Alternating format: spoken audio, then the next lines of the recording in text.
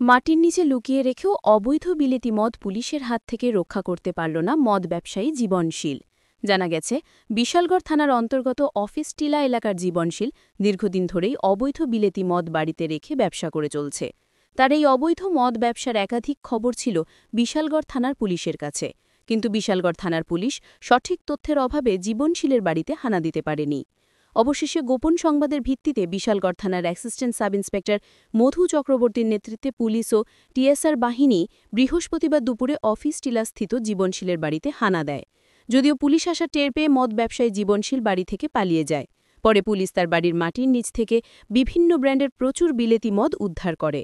বৃহস্পতিবার দুপুরে বিশালগড় থানায় সাংবাদিকদের মুখোমুখি হয়ে অ্যাসিস্ট্যান্ট সাব ইন্সপেক্টর মধু চক্রবর্তী জানিয়েছেন, উদ্ধারকৃত অবৈধ বিলেতি মদের আনুমানিক বাজার মূল্য ৫০,০০০ টাকারও অধিক।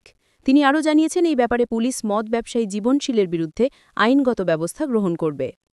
এই মধ্যগুলো একটা খবর আছে বিশিলা জীবনশীলের বাড়িতে অবৈধ মদ মজুদ আছে। খবরটা আসার সঙ্গে আমরা টিএসএল নিয়ে যাই।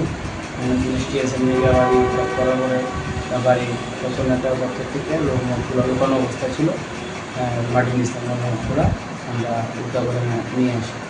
ভ্যারিয়াস টাইপ ছিল, ২৬০ বোতল মোটামুটি। অনুমানিক বাজার মূল্যটা তো আমার ঠিক জানা নেই, অত অ্যাপ্রক্স 50,000 আপ। জীবনশীল বাবা আইনের ব্যবস্থা নেওয়া।